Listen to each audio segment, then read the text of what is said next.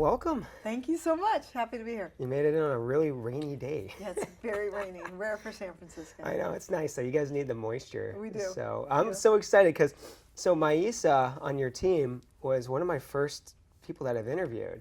And I think I got to look at the schedule, but you might be number 40 for us. So it's cool to come back to ServiceNow after almost a year of talking to Maisa, because I know at the beginning she was talking about all the plans that you were helping orchestrate. And now it sounds like you're in the part of executing that. And so yeah, I'd say we went from transform last year to this year's all execute. So we're ready to go out of the gate now. That's very cool. So why don't we just start with an overview of your role and what you do at ServiceNow? Yeah, so I'm Vice President of Global Partner Marketing. So we have an ecosystem of about 2,800 active partners today. And we support all products, all routes, all regions, the whole bit. Wow. And how long you been there? I'm coming up on 2 years. 2 years. Yeah. So walk me through what the team looked like 2 years ago versus today, and like what was that transformation process like? What was so crazy? So I came in 2 years ago primarily to come in and help build the ecosystem from a marketing perspective. And at that time we were actively supporting maybe 9 partners, and they were the biggest SIs, all the usual suspects. And so they brought me into scale. So previously I was at SAP for 11 and a half years, and we built up that program. So today, let's see, the team was probably 13 people when I came in, and very small budgets. Since I've been here, I think we've more than doubled the team in 2 years. Wow. We're getting a lot of incremental budgets. Yeah. We're getting a lot of attention internally, which is great. Our CEO talks about ecosystems and partners being one of the top 5 priorities. And the whole company is rallying behind us right now. So we are gathering a massive amount of momentum. We're supporting, again, about 2,800 partners today, up from 9 2 years ago, with the target of probably hitting about 10,000 in the next 2 years. Wow, that's amazing. So in those 2 years, with that kind of growth, how do you keep things from spiraling out of control? I mean, walk me through like kind of your framework approach for going from a few SI partners to potentially 10,000 partners. What does that look like? Well, it's definitely been a whole bunch of strategy. So, I mean, I really like to set the vision and the strategy so the team can kind of come along with us on the journey. Otherwise, it becomes mayhem, right? So we've done kind of a slow roll. So we started with SIs. We started adding some partner types beyond that, tech partners, service providers, MSPs. This is going to be the year of hyperscalers, resellers, and ISVs, so build partners. So we've slowly just been stacking new partner types and building out the revenue targets from there. I love it. I love it. I want to go back and ask about your time at SAP, because I always find that people's careers journeys really shape the way that they approach their strategy today. Before I do that, I got a couple personal lightning round questions for you. Okay, I'm ready. Just to get people to know you better. All right, I got 4 for you. All right, what do you like to do for fun outside of work? Well, I have 4 children, so I'm pretty busy outside of work. How old? I gotta ask, how old? Well, this is where it gets a little crazy. It's good we're sitting down. They're 24 and 21, 4 and 2. Oh, wow. See? I'm with you on the younger end there, too. So, man, you're super busy then. Super busy. So started over with the new set, which is great. Oh, I love we're having a good time. I love it. I love that. My wife just tells me I'm like in constant baby fever. Because like my youngest is 4, and I'm like, well, we could have a baby. Well, see, it's never too late. I'm like a testament. I love it. All right. Yeah, there's not a lot of time outside that to do fun, but I do like to ski since it's winter, and I like to walk around and hike and hang out in the the beautiful hills here in San Francisco. Do your youngest ski yet or no? Just got him up this year. Did you really? Yeah. Oh, that's awesome. It's great. All right, favorite sports team? Oh gosh, I'm not much of a sports person. Yeah, I'm not either. Yeah. I was a little weird asking. Gosh, I don't know if I can even answer that. All right, let's skip that one. All right, snacks on the go. Snacks on the go, trail mix. Okay. And peanut M&Ms. Peanut M&Ms. All right. All right. When you're on a road trip, driving like a long car trip, what do you do for entertainment? Listen to music, and I like podcasts. Okay. Yeah. All right. What kind of music? I like all kinds of music. Yeah. Recently, I'm kind of into this whole country thing, which is really weird. Like Beyonce country or like Merle Haggard country, or like. I just don't know if Beyonce counts as country. That's a big little debate, controversial, right? but I'm not not there. But I do like the what's her name? The Musgraves. What's her name? I can't remember. I don't know. Casey Musgraves. Oh, okay. Yeah. Yeah. All right. Luke Combs and all those guys. Very cool. All right. Well, thanks for doing that. I always like to get to know my guests a little bit outside of their job. So I'm gonna have to think about the sports thing. Sorry about that one. Yeah. I was a ballerina for years, so I Really? didn't do sports. But very cool. Well, I think that's like one of the toughest sports from what I've heard. It's just not a team sport. Yeah. All right. So you were at SAP for 11 years.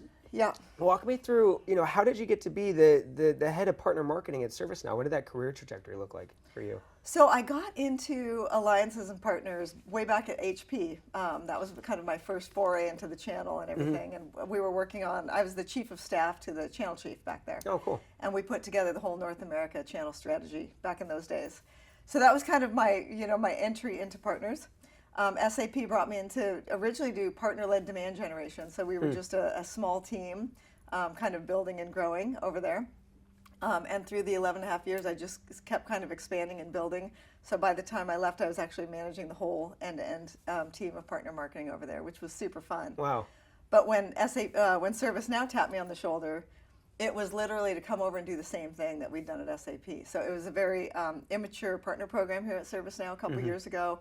Erica Vellini came in about 3 years ago and really started kickstarting the whole partner ecosystem build. And so they brought me in to help build out on the marketing side. And so we've just been slowly putting together the pieces and the parts and all the foundation to really go big. So I have this vision and I can see where it's going. It's super fun. So let me ask you then, what did SAP, whether it was challenges or successes, help shape this vision that you have? Well, I think, anyone that's worked in the ecosystem for a long time, there's just foundational pieces and parts that you have to have for a mature ecosystem, all the way from just a partner program in general to having MDF programs, simple ways to scale for partners, to reach scale. Each partner type requires a little bit of a different, programs or build. And so all the experience I had at SAP allowed me to come over here and figure out which pieces of the Jenga, needed to be put in first. I love it. So what advice do you have for people that are trying to build this from the ground up at their organization? Maybe they're at a ServiceNow or a much smaller company, but again, they want to scale that partner ecosystem. What should they be thinking about? Well, I think you need to have the foundational pieces in place, right? So, I like to say that the ecosystem isn't rocket science. There are pieces that you just have to have, right? That partner program, the MDF program, certain demand gen models, all that kind of stuff. So I think foundational is really key. Where it's been the most fun at ServiceNow is that it's been like there's no glass ceiling and there's no shortage of great ideas or innovating. And it's been very fun to come in and we don't have to play by any rules of how any other company did it.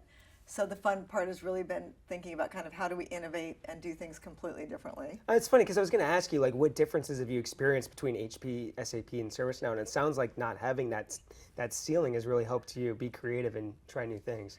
It's been amazing, and I think also you layer on where we are in the industry and just with technology in general. I think we've completed the digital transformation. Now we're in AI transformation. And so all the technologies and the lessons that are coming with that are allowing us to do things so much differently than we've done in the past. And there's so many unknowns out there too. Yeah. But I think that's what makes it, the sky is the limit kind of thing. Yeah, there's so much I want to ask you about AI and how your team might be utilizing that. But first, your team just recently launched the partner marketing experience. So what can you tell me about what that is? I think the fundamental thing on that is just make it easy for partners to come in and learn how to market. That's all. It's just in a nutshell. How do you make a single source of truth for marketing? I think if we step back and just look at the market in general, we've got great partners. Some of them have very large marketing organizations. Some of them have no marketing organization at all. So how do you service kind of the whole? So we created this partner marketing experience. Think of it as a landing site where they can come in. It's like, hey, learn how to market with ServiceNow. And there's 3 modules. The first one is the Partner Marketing Institute. So just come learn. There's more than 25 modules inside the PMI, because we all need more acronyms, where they can just come in and learn how to market. How do you do a value proposition? What are the key fundamentals of demand gen? How do you do target customer acquisition? Just modules to learn. The second one is build, and that's if you have no money at all, but you want to do some campaigns. You can come into our build area, and through really great technology and AI enabled as well, you can come in and grab some of our campaigns. It's a self-service, grab and go, put your logo on there, do an email campaign, do some content syndication, whatever, totally free. And then the third module is activate. That's where, okay, a partner has some money. We've got some money. There's an MDF program. They can come in and through an agency model, it's a whole series of agencies, they can come in and do much more targeted activation through a little bit of funds using an agency, go out and do some kind of deeper marketing. No, that's interesting. And sorry, I didn't mean to cut you off, but I talk to so many people that build these portals and really focus on that third, right? Yes. The activate. And then it's the classic, if we build it, they will come. And, Right. and of course, they throw this big party and nobody shows up at the party. And Right. it sounds like your team's really leaned into the other two as well, just equally, the learning and the building part, which don't Right. cost anything. So it's almost like that we're gonna extend a lot of value, and with the ultimate goal of driving transactions and partner engagements, Right. but almost at equal parts on all three. I mean, I think it's a journey, right? And again, I go back to those partners that don't have a lot of marketing teams. Yeah. A lot of partners look at the big vendors, do the marketing for us, give us the leads. Yeah. What we're trying to do is teach partners how to go do their own partner-led demand generation, because that's where you get the scale, right? Yeah. They're an extension of us. So how do you teach them to go out there and fish and grow and do it on their own? So that's why we really want to give them from free stuff. And then if they have a little money, give them some, deeper stuff. And is this the tool to help you scale from 2,000 and some accounts to 10,000? That's absolutely right. Yeah. Got it. Well, that's exciting. So it just launched? Just launched, I think, 3 weeks ago. Okay, Yes. very So cool. it's brand new. So what I guess looking forward then, what are some goals, like the long-term vision of this? I know AI is a big part of ServiceNow. Does that play a role in how you're, utilizing AI within the portal? Like, I'd just love to know where this goes from here. Yeah, I mean, the overlay to everything we do is AI, right? Yeah. So I like how we say it's no longer Gen AI, it's agentic AI, now agents, Right. we're doing everything. It's changing fast. It's changing every day, right? So you got to keep up with it. But a lot of the underpinnings of the technology of how we've done the Partner Marketing Institute are built with AI modules and technology, so that things can go faster. One of the, again, that build where you can come in and run campaigns. It allows partners to come in, customize their messages with AI, and you can actually do localization and translation in there as well. So with about 95% accuracy, it'll hit any language in the world. Wow. So you can push that out. So what used to take 8 weeks to translate is now taking 3 minutes. Wow. And then do some checks and balances on top of it. But we're really saving time and allowing partners to be more efficient in that way. Yeah, no, I think that's huge because one of the challenges I've seen constantly come up is just resource constraints, right? Yeah. Especially if you're in a small organization, you wear many hats as a partner marketer, and you try to run a global program and customization and localization, and it's a lot. So I know that these tools are really going to help people in terms of scale, which is Absolutely. And AI doesn't replace everybody, right? Yeah. It certainly, I think it makes things more efficient. And I like to say, use it as your, your friend. Like, how do you go out there and really make sure, is your message resonating? Yeah. Are you getting the value you probably really want? If you try it a couple different ways, which version do you like best, and add your flavor on top of it. But I wouldn't rely solely on AI to do it either. There has to be a lot of personalization and human touch in there. So how are you personally utilizing AI? Like, what does that look like from a day-to-day as a marketing leader in the organization? Oh my gosh, I use it in so many ways. I just, as I mentioned, I will do checks and balances on, did I get this positioning right? Is it resonating? If I put it in different personas, how does that message change? Yeah. If I put it towards different partner types, how would that morph and look different as well? So I use it a lot for that. Of course, I use all the usual stuff too, like making sure I'm have a menu for the week of cooking at home and everything else. But I use AI pretty extensively. How do you use it for the menu? For the home, I home just meals? say, make me 5 days of, healthy dinners that, include vegetables and protein and whatever. Oh, I love it. It'll give me not only just the recipes, but also Yeah. the techniques and timing. I'm gonna have to tell my wife that because It'll even make shopping lists for you. yeah, I mean she's always meal prepping every Sunday night and asking me for ideas, and I maybe wish you would go shopping for me. oh, I know. Maybe I won't tell her I'm using it, and she'll just think I'm just really You're good. just a genius. Just got some great ideas. No, that's very cool. So I wanted to ask you in terms of, well, first of all, the partner marketing experience. If people want to know more about it, where should they go? Well, they can just go to servicenow.com, which Okay. is great, and click on partners right on our homepage. It'll take you to our partner portal where you can find everything. Very cool. Very cool. So in terms, you and I on the elevator ride up, we're talking about your sales kickoff, which you Yes. just had in Vegas, and it sounds like partners were part of that sales kickoff. And I told you not to tell me more because I really wanted to ask you on the show. So tell me all about it. How were partners involved? Where did the idea come from? How did it turn out? It's fascinating to me. So it is fascinating. I think a lot of companies will have sales kickoffs, and it's very much of just our own people. What we've done is we invite and allow partners to come. So out of we had between 8,000 and 9,000 people there. I can't remember, but 1,000 of them were partners, and we allow them to sit side by side with us in all of our sales training and simulations and keynotes and everything else. Wow. And we, for us, for ServiceNow, partners are part of our family and the fabric of how we're going to grow. We have some tremendous ambitions out there as a company and how we're going to grow. We just hit 10 billion. We have aspirations to be 20 billion in just 2 years. The only way we're going to do that is leveraging the ecosystem. And I believe that they will make up a majority, not a majority of our business, but at least a third, if not a little bit more of our business within the next 2 years. Wow. So they are coming on really strong, and as I mentioned, from the top of the company down, they're built in right to the priorities. Well, certainly, if you're going to see that kind of growth, the partners that come along with you should hopefully see that kind of growth as well, Absolutely. right? That Yeah. rate of growth, which is insane. So, was it like sales folks from the partner organizations, marketing? Like who actually was attending this? It was a blend, I would say. Yeah. We got a lot of CEOs from Yeah, those okay. organizations and their sales and alliance leads. Yeah. There was a handful of partner folks as well. Yeah. But what we do is we do a partner kickoff the day one and then sales kickoff the next day. Okay. And so we really have the opportunity to take our partners through all of the announcements that we have. So we were able to take them not only through the partner marketing experience and do some very specific marketing sessions, but they also get to hear straight from Erica Vellini, our channel chief, about all of the new programs, incentives, and strategic direction for the company, which I think is really cool. We invite our CMO in, and again, they get to even sit through Bill McDermott's keynote, and they get to hear strategically where ServiceNow is headed. So as they build their businesses, we are just hand in hand, and we're building together. Oh, I love it because I know how important partner engagement, partner satisfaction is to, I'd say some of these more qualitative, KPIs. And that just seems like a great way just to make sure that partners are in line with your long-term vision, understanding the value you bring, and just building relationships, which so much of this relies on. Absolutely. Well, it's 100% relationships, Yeah. I believe. But it's great. Yeah. Yeah. Very cool. I want to ask you about team culture because I've personally been working with your team for over a year now. You have an awesome team. Thank and I'm you. not saying that just because you're on the show. agree. I genuinely like your team. But, as a marketing leader, and you've seen that team double, and I've seen kind of culture erode at organizations with rapid growth. It's kind of hard to maintain, and I've seen the culture of your team go the opposite way. It's grown and gotten stronger. So what do you do coming into a new team to, build a culture, make sure everyone is driving and scaling with the organization? Yeah.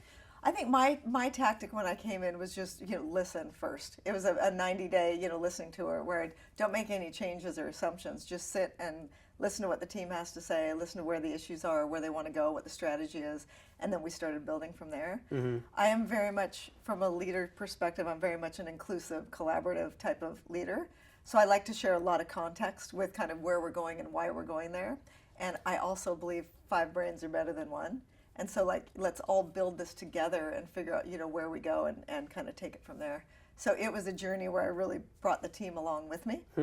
And when we were fortunate enough to get headcount and investments, very, very specific and careful on putting those new headcount on the growth areas and hiring people with deep domain expertise. Yeah. So all the new hires that we're bringing in are very specialized in different categories, whether it be a reseller or a hyperscaler or an ISV build. So we're really looking for that really deep channel experience. I love the why, sharing. You said sharing the context, because I've seen in my own life if you're facing something really challenging or you have a difficult goal ahead of you, even if it's achievable, sharing that why with people can really help you bring them along, Yes. right? As opposed to them getting their backs up against the wall. Yeah, and I think when you're in a company, this is a very unique company because the growth expectations are so high. Yeah. And it is so, the momentum is so fast internally.